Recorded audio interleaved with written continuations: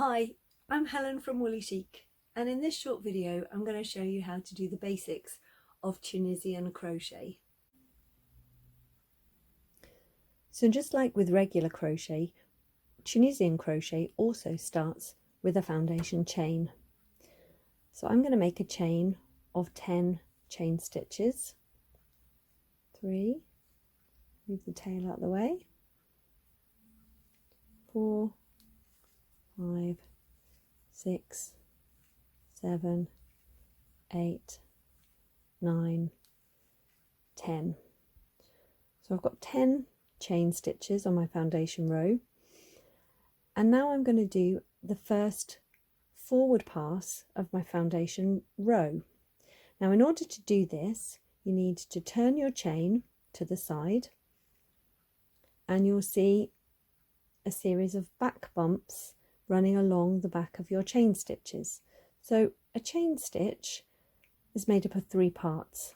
It has the V of the 2 strands on the front of the chain, and then at the back it has this little back bump here, and it's into that back bump that we're going to put our Tunisian crochet hook. We miss the first one and we go into the second one. Yarn around the hook and pull through. And we do this all the way along each of those chain stitches, leaving the loops on our hook as we go. Can be a bit fiddly.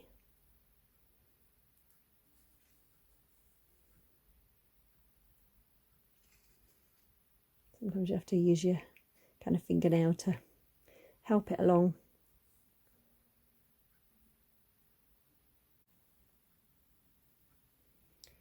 So there I've got 10 loops on my hook, and I'm ready to do the return pass of the foundation row. First I'm going to make an edge stitch, and for this you do a yarn around the hook and you just pull through 1 loop, and that makes a nice neat edge on the side. Then I'm going to continue along the row by going yarn around the hook and sliding off 2 loops, yarn around the hook and slide under another 2 loops, yarn around the hook, under 2 loops, and I'm going to continue until I've only got 1 loop left on my hook.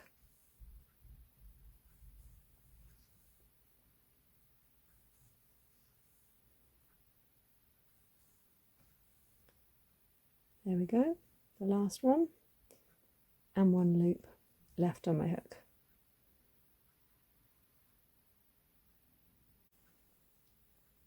So now I want to show you how to do a Tunisian Simple Stitch.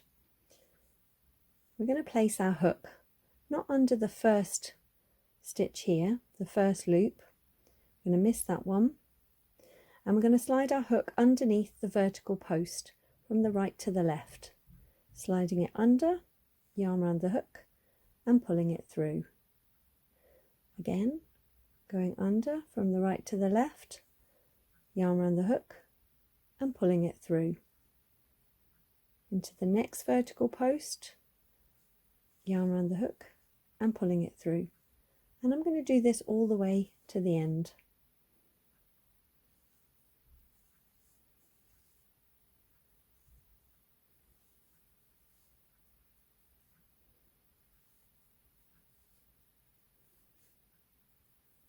Okay, now I'm going to come to the very last stitch. So I've got 2, 4, 6, 8, 9 stitches on my hook, and then I'm going to make a special edge stitch by putting my hook under the front vertical post, but also the post that is at the rear, so that there are 2 parts of the stitch on my hook. Then I'm going to go yarn around the hook and pull through both of those loops, leaving 1 loop on my hook. And there we go, 2, 4, 6, 8, 10 loops on my hook, and I'm ready to do the next return pass, which is exactly the same as you did in the foundation row. Start with an edge stitch by going yarn around the hook and pulling through 1 loop, and then yarn around the hook, pull through 2, yarn around the hook and pull through 2, and you carry on like this until you have one loop on your hook.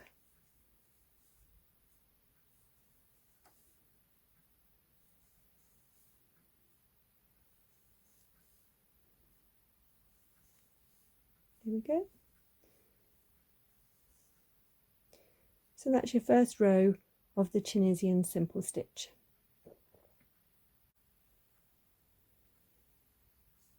So let me show you that again. I'm going to miss the first stitch, then place my hook underneath the vertical post from the right to the left, yarn around the hook and pull through and leave that loop on the hook. And then the next one, yarn around the hook, pull through the vertical post into the stitch, yarn around the hook, into the next one, yarn around the hook and pull through, into the next one,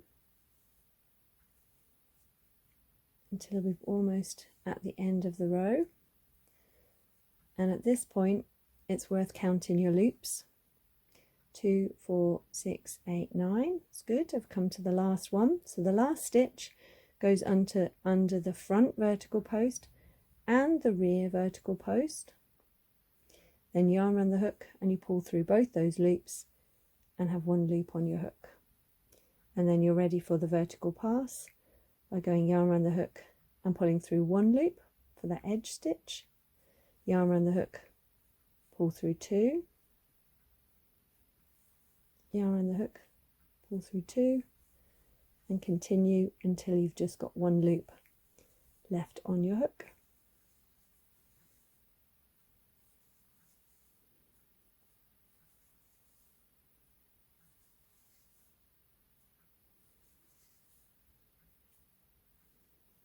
There we go. And you can see with the Tunisian Simple Stitch, you've got these lines that follow up along your fabric, and each one of these lines here, these posts, represent one row of your Tunisian crochet.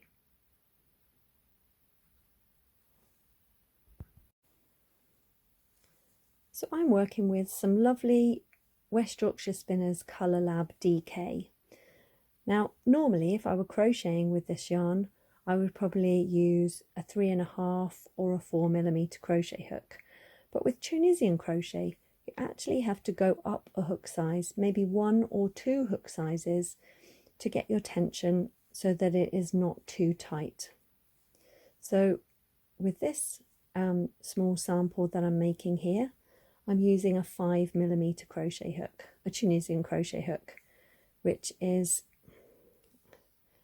super long.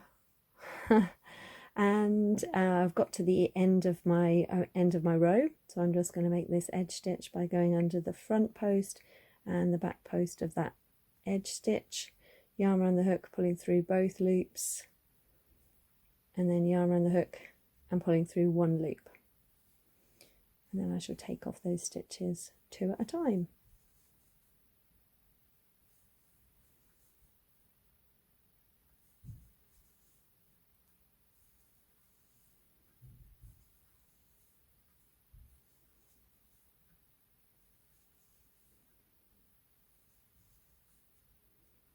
There we go.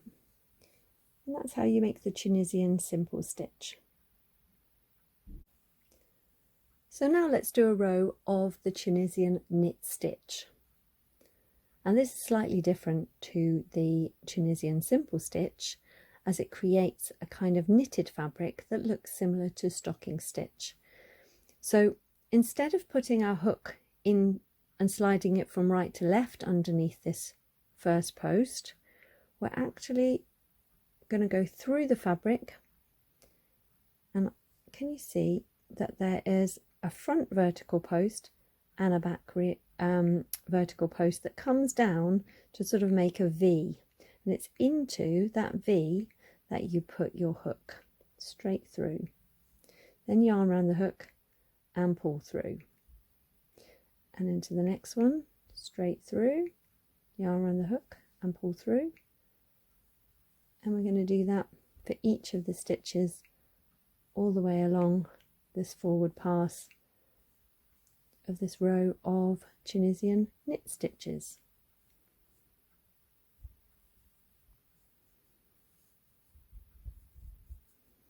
This last one here, we've got 2, 4, 6, 8, 9 loops on our hook, and then we make the edge stitch in exactly the same way we did with the Tunisian Simple Stitch. We put our hook into the front loop and the rear loop of those vertical posts. So there are 2 loops on your hook, yarn around the hook and slide the yarn under those 2. Oh, this is a bit tight. There we go. Give that a bit of a tug. So we do the return pass in exactly the same way as you did with the Tunisian Simple Stitch. You go yarn around the hook and you create that edge stitch by just pulling through 1 loop, and then yarn around the hook and you're taking off 2 loops. Oops, that was 3 loops. 2 loops at a time.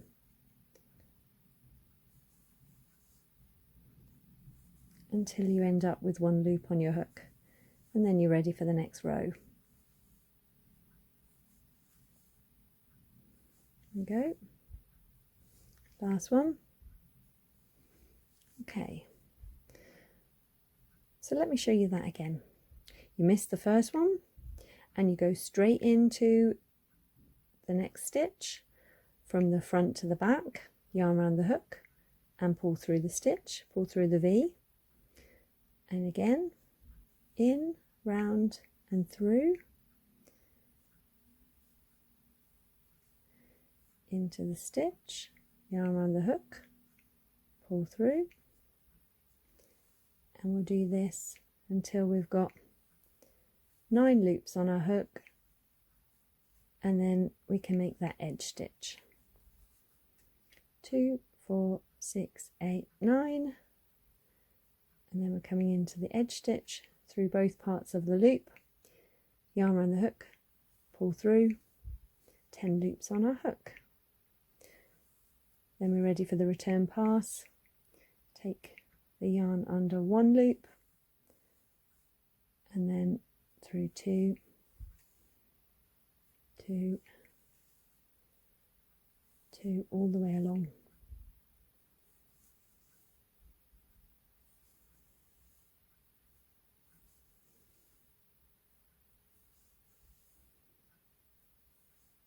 Okay, so there we are. The Tunisian Knit Stitch, and below it the Tunisian Simple Stitch. Now if I wanted to introduce a new colour and make a square above this pink one in the orange, I would leave 2 loops on my hook at the end of my return pass, and at this point I would then slide through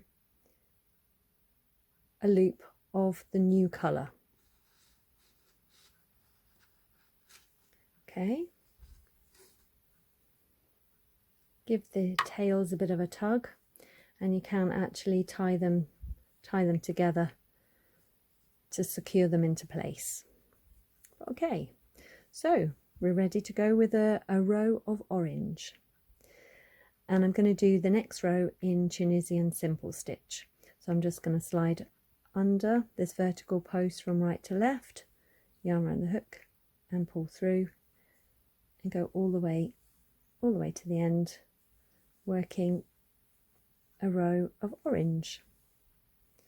Now if I was going to do pink and orange stripes, if I was just going to do a long strip of pink and orange, then and changing colour after every sort of 5 to 10 rows, then I could just keep the yarn attached to the working ball, the balls here, and just carry them up the side of my rows, changing colour as I go.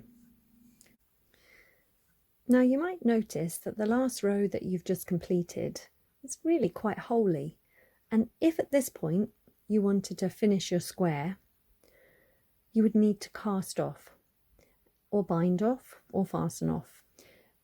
But what I wouldn't do is break the yarn at this point, because you would be left with all these holes. So in order to finish off neatly your strip or your square or your work that you've produced with Tunisian crochet, I would finish off by doing a row of slip stitches, just like with regular crochet. So I'm going to go into the vertical post, yarn around the hook, and slide it through both the post and the stitch. And I'm going to carry along all the way by making slip stitches in each stitch, and finish at the other end of the row. And this then closes up the holes and gives you a neat edge of slip stitches along the top, in which you can then do a double crochet border or a slip stitch border, just to neaten up all of the edges. And I'm just going to do a slip stitch into this edge stitch as well. There we go, and you can see that that has closed up those holes and finished the edges. So at this point I just do a chain and then cut the yarn at the top of that loop,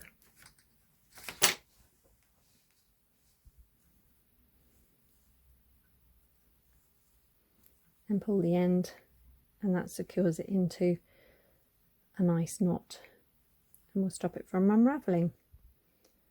There we go, the first little sample of Tunisian crochet. So if we wanted to join another square to the right of this square, we can use the join as you go method. So first we need to pop our hook into the foundation chain below this V of your first row. And this can be a bit fiddly, especially if the chain stitches were a bit small. So I'm just going to find a space there, pull a loop of the orange through that last chain stitch, and then I'm just going to make a chain over both the tail and the working yarn to secure it into place. So once you've secured your yarn into the right hand corner of your square, you can then make your foundation chain for your next square. So pull through 1, 2, 3, 4, 5, I'm just going to do 6. Okay, and then again, exactly the same way you made your foundation row for your original square, you're then going to find the back bump of your chain, and this is where it helps if you've made your chains nice and loose, which mine are, they're quite tight. So I'm going to miss the first one and then put my hook into the back bump of the second loop and pull through. Oh, this one's a bit tiny. I'm just going to try and use my thumbnail to ease my hook in. There we go. Yarn around the hook and pull through.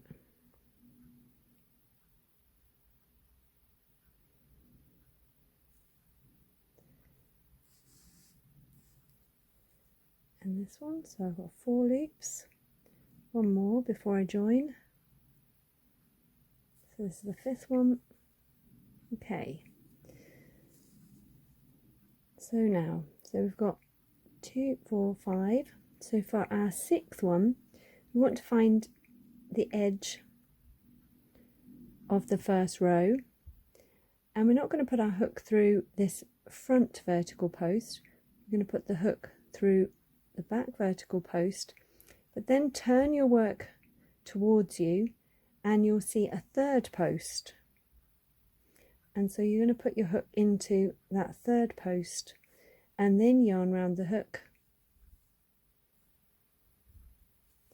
and pull through those 2 pink strands, and then you've got your 6 loops on the hook, yarn around the hook. And at this point you don't need to do an edge stitch because you're joining, so you can then slide it through 2 loops and 2 loops all the way to the end until you've got 1 loop on your hook. So I've joined the first row, so I'm now going to work along the foundation row with some Tunisian Simple Stitches, going under the vertical post from right to left, sliding through and putting those loops back onto the hook.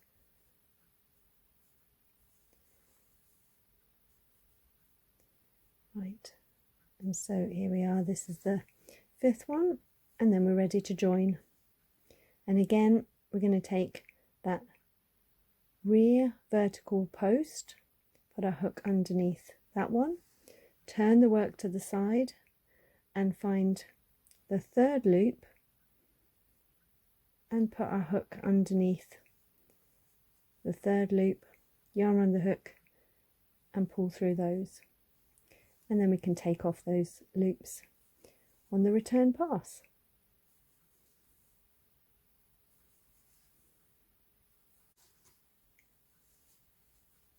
So let me show you that again. I'm going to make my 5 Tunisian Simple Stitches.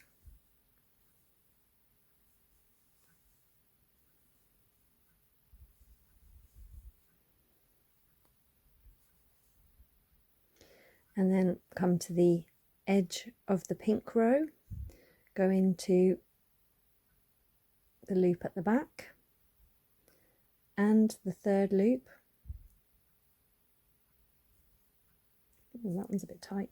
There we go.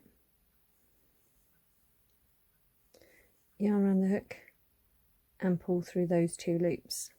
And then we've got 2, 4, 6 loops on our hook, and we can continue with the return pass.